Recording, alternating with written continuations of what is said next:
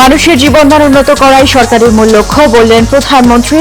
জলবায়ু পরিবর্তন মোকাবেলায় বৃক্ষরোপণের আহ্বান। সমাবেশের নামে আবারও বিশৃঙ্খলার পায়তারা করছে বিএনপি, মন্তব্য ওবায়দুল কাদেরের। কাল শান্তি সমাবেশের ঘোষণা। প্রশিক্ষণ বিমান দুর্ঘটনায় নিহত স্কোয়াড্রন লিডার আসিম জাওয়াদের দাফন সম্পন্ন, পরিবারের শোকের মাতম। এবং ডিম, মুরগি ও মাংসের বাজারে আবারও অস্থিরতা, বেড়েছে সব ধরনের সবজির দাম, ক্রেতাদের মিশ্র প্রতিক্রিয়া।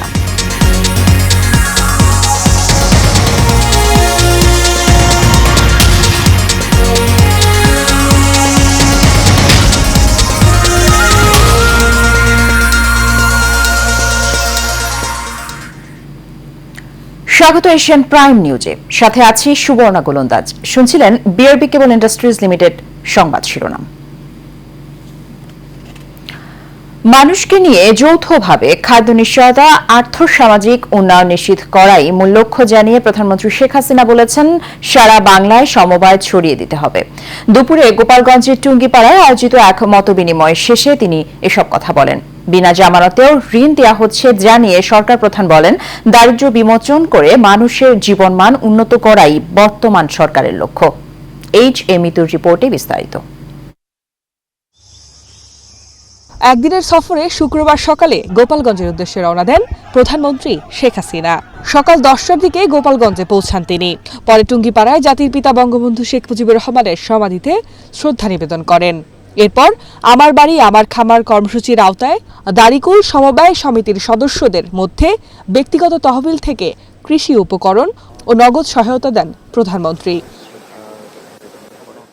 প্রধানমন্ত্রী বলেন, তার সরকারের দেওয়া কর্মসূচিগুলো সঠিকভাবে বাস্তবায়ন হলে দেশে কেউ গরিব থাকবে না, কোনো মানুষ ভূমিহীন গৃহহীন থাকবে না, কোনো পরিবার।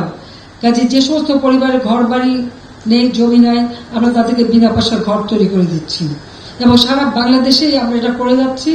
আমাদের অল্প কিছু বাকি আছে, তাহলে আমরা সারা বাংলাদেশটাকে ভূমিহীন মুক্ত গৃহহীন মুক্ত বলতে পারবো। সবার একটা ঠিকানা হবে এবং এই ঠিকানাটা কত দরকার মানুষের। একটা বাসস্থান হলে সেটাই তার একটা কর্মসংস্থানের ব্যবস্থা হয়, সেটা আমরা এখন করে দিচ্ছি এবং যাতে দেশটা এগিয়ে যায় এবং তার শুভ ফল মানুষ পাচ্ছে। এখন বিনা জামানতে ঋণ দেওয়া হচ্ছে জানিয়ে সরকার প্রধান বলেন, দারিদ্র্য বিমোচন করে মানুষের জীবনমান উন্নত করাই বর্তমান সরকারের লক্ষ্য। আর পাশ করে চাকরি পিছনে না ছুটে নিজের জন্য স্বাবলম্বী হতে পারে, সেটা মাথায় রেখেই এই কর্মসংস্থান ব্যাংক থেকে বিনা জামানতে যাতে ঋণ পায় সেই ব্যবস্থাটা আমরা করে দিয়েছি। আমাদের দেশে বর্গা চাষি আছে, বর্গা চাষিরা কখনো ব্যাংকে ঋণ পেত না, কারণ ঋণ পাওয়ার তাদের কোনো সুযোগ নাই, কারণ তারা কোনো কিছু জামানত রাখতে পারে না। বর্গা চাষিদের জন্য জামানতবিহীন ঋণের ব্যবস্থাও কৃষি ব্যাংক থেকে, সেটাও আমি 96 সাল যখন সরকার তখন করে দিই।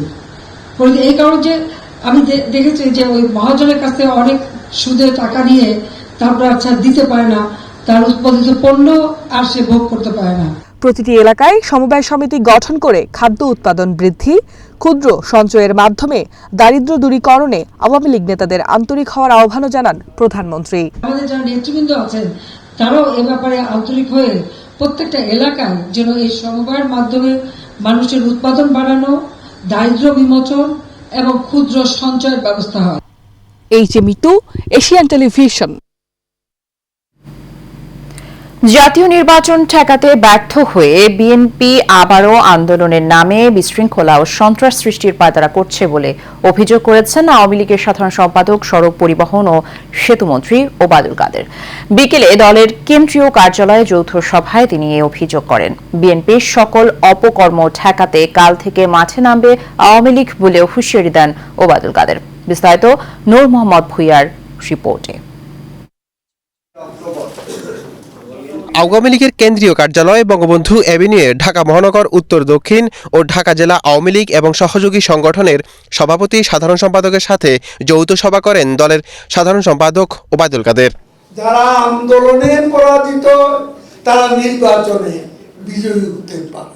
এ সময় তিনি বলেন, উপজেলা নির্বাচনে বিএনপির ভোট বর্জনের ডাককেই দলের নেতাকর্মীরা অনেকেই প্রত্যাখ্যান করে নির্বাচনে অংশগ্রহণ করেছে।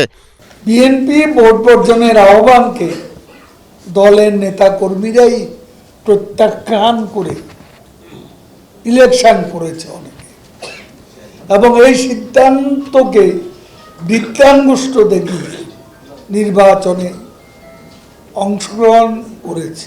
বিএনপির কোনো গণতন্ত্র নেই জানিয়ে আওয়ামী লীগ সাধারণ সম্পাদক বলেন, তারা ভোটে আসে না, ভোটারদের ভয় পায় বলে। বিএনপি কেন ভোটে আসতে চায় না?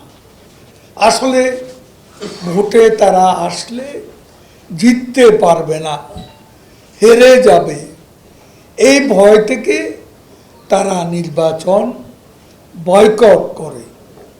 এদিকে বিকেলে ফরেন সার্ভিস একাডেমিতে সাংবাদিকদের পররাষ্ট্রমন্ত্রী ডক্টর হাসান মাহমুদ বলেন, বাংলাদেশের মানবাধিকার পরিস্থিতি নিয়ে যারা বিভিন্ন সময় সবক দিয়েছে, তাদের দেশের বর্তমান মানবাধিকার পরিস্থিতি কি তা সবাই দেখতে পাচ্ছে। মানবাধিকার কোনো জায়গায় পারফেক্ট নয়। আমাদের দেশে অনেক দেশের তুলনায় মানবাধিকার অনেক ভালো। আমাদের দেশে ছাত্ররা বিক্ষোভ করলে যেভাবে অন্যান্য দেশে এখন দমন করা হচ্ছে, আমাদের দেশে সেভাবে দমন করা হয়নি অতীতে। যুক্তরাষ্ট্রের শিক্ষার্থী ও শিক্ষকের উপর দমন নিপীড়নের সমালোচনা করে মন্ত্রী বলেন, মানবাধিকার পরিস্থিতি উন্নতির জন্য সকলকে একসাথে কাজ করতে হবে। আমাদের সবারই মানবাধিকার যাতে আরও ভালো হয় সেজন্য কাজ করার প্রয়োজনীয়তা রয়েছে। নূর মোহাম্মদ ভূঁইয়া, এশিয়ান টেলিভিশন, ঢাকা। চট্টগ্রামের কর্ণফুলী নদীতে বিধ্বস্ত প্রশিক্ষণ বিমান দুর্ঘটনায় নিহত স্কোয়াড্রন লিডার আসিম জাওয়াদের দাফন তার গ্রামের বাড়ি মানিকগঞ্জে সম্পন্ন হয়েছে। বাদ জুমা তৃতীয় জানাজা শেষে তাকে দাফন করা হয়। এর আগে বাংলাদেশ বিমান বাহিনীর ঘাঁটিতে নিহত স্কোয়াড্রন লিডার আসিম জাওয়াদের দ্বিতীয় জানাজা অনুষ্ঠিত হয়। এরপর প্রধানমন্ত্রী, রাষ্ট্রপতি ও ৩ বাহিনীর পক্ষ থেকে ফুল দিয়ে শ্রদ্ধা নিবেদন করা হয়। এর আগে সকাল ৮টায় বিমান বাহিনীর একটি বিমানে করে আসিমের মরদেহ চট্টগ্রাম থেকে ঢাকায় নিয়ে আসা হয়। বৃহস্পতিবার সকাল 10:30টার দিকে চট্টগ্রামের পতেঙ্গা জহুরুল হক বিমান ঘাঁটি থেকে বিমান বাহিনীর একটি প্রশিক্ষণ বিমান উড্ডয়নের পরই বিমানে যান্ত্রিক ত্রুটি দেখা দেয় এবং বিমানটিতে আগুন ধরে যায়। এরপর বিমানটি কর্ণফুলী নদীতে বিধ্বস্ত হয়ে গুরুতর আহত হন উইং কমান্ডার সোহান ও স্কোয়াড্রন লিডার আসিম। পতেঙ্গা হাসপাতালে চিকিৎসাধীন অবস্থায় বৃহস্পতিবার দুপুর 12টার দিকে মারা যান স্কোয়াড্রন লিডার আসিম জাওয়াদ।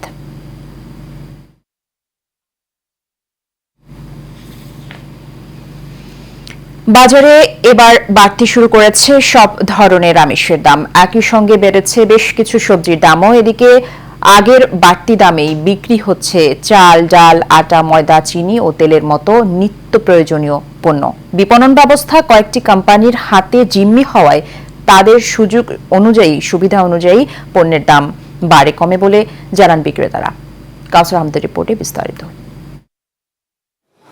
রমজানের পর বেশ কয়েকদিন নিত্যপণ্যের বাজারে এক ধরনের স্থিতিশীল অবস্থা বিরাজ করছিল, কিন্তু হঠাৎ করে রাজধানীর বাজারগুলোতে ডিম ও মুরগির বাজারে অস্থিরতা তৈরি হয়েছে। এক সপ্তাহের ব্যবধানে ডিমের দাম ডজন প্রতি বেড়েছে 15 থেকে 30 টাকা, মুরগির দাম কেজি প্রতি বেড়েছে 20 থেকে 50 টাকা। বাজারে শুধু সব ধরনের আমিষের দামই চড়া হয়নি, এর সঙ্গে খরায় উৎপাদন ব্যাহত হওয়ায় বেড়েছে সবজির দামও। আপনার বেগুনের দাম বাড়ছে অনেক, রোজায় ছিল 40 টাকা, এখন হয়েছে 100 টাকা। তারপরে আপনার কাঁচা পেঁপে অনেক দাম, আপনার 70 টাকা কেজি। গত সপ্তাহে ছিল 120 টাকা, 115 টাকা বিক্রি হচ্ছে, এখন 135-40 বিক্রি হচ্ছে। বাড়ছে হয়তো আপনার গরমের কারণে, মনে করেন প্রোডাকশন সমস্যা হইতেছে, এই জন্য বাড়ছে আর কি। সাগরে আর দেশি মাছটা মারে না, যখন ওটাও বিজন দেবো তখন দেশি মাছটা মারবে, তার জন্য দামটা একটু বাড়বে। অন্যান্য পণ্য বিক্রি হচ্ছে আগের বাড়তি দামে। বিক্রেতারা বলছেন কয়েকটি কোম্পানির কাছে জিম্মি বাজার ব্যবস্থা। আসলে ব্যবসাটা কর্পোরেটের আন্ডারে সব চলে গেছে, তো বিভিন্ন কোম্পানি মাল দেয়, এরা নিয়ম মাফিক ইচ্ছা মাফিক রেট ওঠানামা করে, আর কিছু। অন্য পণ্য মোটামুটি ঠিক আছে, কিন্তু যে আপনার পেঁয়াজের দামটা একটু বাড়ছে। পেঁয়াজের কেজিতে 10 টাকা দাম বাড়ছে গত সপ্তাহে তুলনায়। দাম বাড়ানোর কমানোর প্রয়োজন হলে নির্দিষ্ট একটি নিয়মের মধ্যে থাকা দরকার বলে জানান সংশ্লিষ্টরা। কাউসার আহমেদ, এশিয়ান টেলিভিশন, ঢাকা।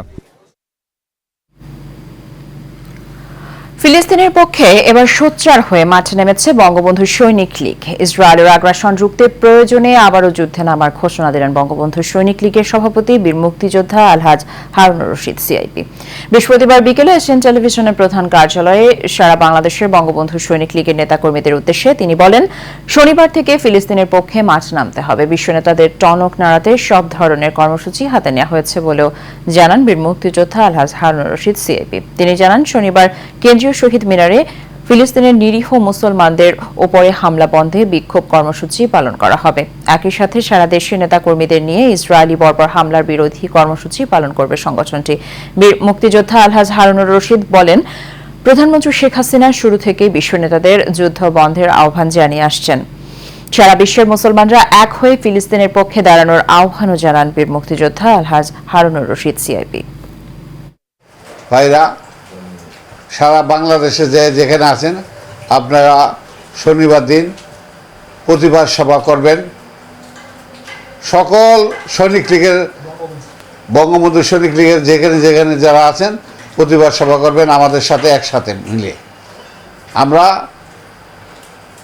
আর সহ্য করতে পারতাছি না। ফিলিস্তিনের উপরে যেভাবে অত্যাচার জুলুম ইসরায়েল করতেছে, আল্লাহর কাছে বলে, আল্লাহ তুমি এটা অতি শীঘ্রে এদের বিচার করো, এটা ফেসলা করো।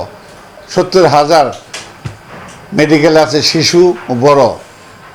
34,000 মৃত্যু, শিশু নারী সকলে মিলে। বেশিরভাগ শিশুগুলা মারতেছে ওরা ইচ্ছা করে।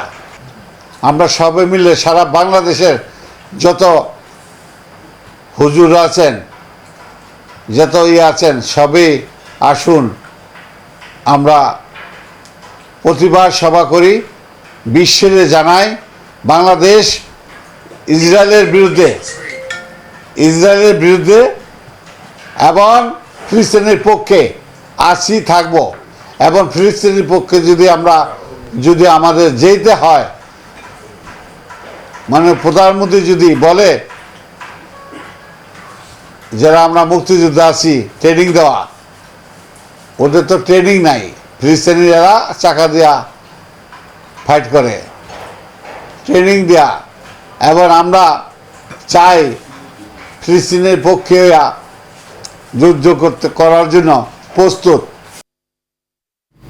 ভেদাভেদ ভুলে বঙ্গবন্ধু সৈনিক লীগের নেতাকর্মীদের কাঁধে কাঁধ মিলিয়ে চলার আহ্বান জানিয়েছেন বঙ্গবন্ধু সৈনিক লীগের সভাপতি বীর মুক্তিযোদ্ধা আলহাজ হারুনুর রশিদ সিআইপি। বৃহস্পতিবার সন্ধ্যায় রাজধানীর গুলশান নিকেতনে এশিয়ান টেলিভিশনের প্রধান কার্যালয়ে বঙ্গবন্ধু সৈনিক লীগের আসন্ন সম্মেলন উপলক্ষে নেতাকর্মীদের এই আহ্বান জানান। বলেন, বঙ্গবন্ধুর নামে প্রতিষ্ঠিত এই সংগঠন প্রধানমন্ত্রীর প্রাণের সংগঠন, তাই এই সংগঠনের ভাবমূর্তিও সবসময় উজ্জ্বল রাখতে হবে। এ সময় আলহাজ হারুনুর রশিদ সিআইপি সারা দেশের নেতাকর্মীদের সকল অন্যায় অনিয়মের ঊর্ধ্বে উঠে বঙ্গবন্ধুর আদর্শ বাস্তবায়নের তাগিদ দেন। তিনি বলেন, সভাপতির দায়িত্ব নেয়ার পর থেকে তিনি ঢাকা সহ সারা দেশের অধিকাংশ জেলা এবং উপজেলা কমিটি সম্পন্ন করেছেন। এই সংগঠনকে শক্তিশালী করতে আগামী দিনে সৎ, যোগ্য ও মেধাবী নেতৃত্ব তৈরির পাশাপাশি সবাইকে ঐক্যবদ্ধ থাকার আহ্বান জানান বীর মুক্তিযোদ্ধা আলহাজ হারুনুর রশিদ সিআইপি। 18 তারিখে বঙ্গবন্ধু সৈনিক লীগের উত্তর দক্ষিণের সকলকে নিয়ে একসাথে আমরা সম্মেলন করব। বঙ্গবন্ধু সৈনিক লীগ একত্র হয়ে একসাথে কাঁধে কাঁধ মিলে আগে বেড়ে যাব। মাননীয় প্রধানমন্ত্রীর হাতকে শক্তিশালী করব। বঙ্গবন্ধু সৈনিক লীগ অনেক এগিয়ে যাবে আপনারা যদি আমাদের সাথে কাঁধে কাঁধ মিলে কাজ করেন। আসুন আমরা হিংসাবাদ বাদ দিয়ে একসাথে কাজ করি। এবারে এইচএম স্টিল চট্টগ্রাম সংবাদ।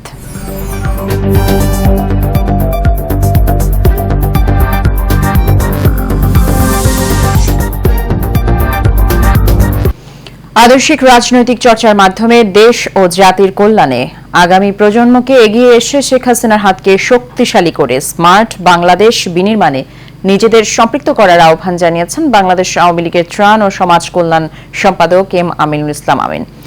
ডক্টর এম এ ওয়াজেদ মিয়ার 15তম মৃত্যুবার্ষিকী উপলক্ষে অনুষ্ঠিত এক স্মরণ সভায় প্রধান অতিথির বক্তব্যে তিনি আহ্বান জানান। তিনি বলেন, দেশ বরেণ্য পরমাণু বিজ্ঞানী doctor M A Wazed Miah কর্মজীবনে মেধা, মনন ও সৃজনশীলতা দিয়ে দেশ, জাতীয় জনগণের কল্যাণে নিরলসভাবে কাজ করে গেছেন।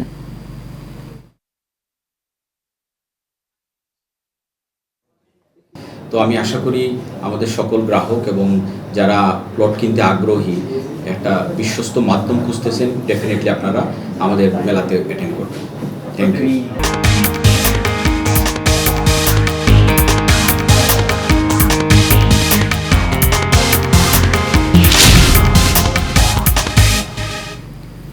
আন্তর্জাতিক সংবাদ। ফিলিস্তিনের অবরুদ্ধ গাজা উপত্যকায় 7 মাসেরও বেশি সময় ধরে চলা ইসরায়েলি আগ্রাসন বন্ধে যুদ্ধবিরতির আলোচনা কোনো ধরনের চুক্তি ছাড়াই শেষ হয়েছে। বার্তা সংস্থা রয়টার্সের প্রতিবেদনে বলা হয়েছে, ইসরায়েলি বাহিনী বৃহস্পতিবার রাফা অঞ্চলে বোমাবর্ষণ করেছে বলে ফিলিস্তিনি বাসিন্দারা জানিয়েছেন। অন্যদিকে রাফাতে হামলা করলে ইসরায়েল অস্ত্র সরবরাহ বন্ধ করার যে হুমকি প্রেসিডেন্ট বাইডেন দিয়েছেন তা প্রত্যাখ্যান করেছেন ইসরায়েলি প্রধানমন্ত্রী বেনিয়ামিন নেতানিয়াহু। প্রয়োজনে ইসরায়েল একাই লড়বে বলেও হুঁশিয়ারি দিয়েছেন নেতানিয়াহু। গাজার স্বাস্থ্য মন্ত্রণালয় জানিয়েছে, ইসরায়েলি এই আক্রমণের ফলে গত বছরের 7 অক্টোবর থেকে প্রায় 35,000 লোক নিহত এবং আরও প্রায় 80,000 মানুষ আহত হয়েছেন। House near the for humanitarian operations and some 80,000 Palestinians have been displaced months have nowhere to go. Tent springing up again further north along is nearly 35,000 with more than 78,500 wounded. It was the most reliable way to get anything inside of Gaza, and that has been Israel's seizure and closure of the Rafah border with Egypt. The main শেষ করব Asian prime news. তার আগে BRB কেবল industries limited সংবাদ শিরোনামগুলো জানিয়ে দেব আর একবার। মানুষের জীবনমান উন্নত করাই সরকারের মূল লক্ষ্য বললেন প্রধানমন্ত্রী। জলবায়ু পরিবর্তন মোকাবেলায় বৃক্ষরোপণের আহ্বান। সমাবেশের নামে আবারও বিশৃঙ্খলার পায়তারা করছে বিএনপি, মন্তব্য ওবায়দুল কাদেরের। কাল শান্তি সমাবেশের ঘোষণা। প্রশিক্ষণ বিমান দুর্ঘটনায় নিহত স্কোয়াড্রন লিডার আসিম জাওয়াদের দাফন সম্পন্ন, পরিবারের শোকের মাতম। এবং ডিম, মুরগি ও মাংসের বাজারে আবারও অস্থিরতা, বেড়েছে সব ধরনের সবজির দাম, ক্রেতাদের মিশ্র প্রতিক্রিয়া।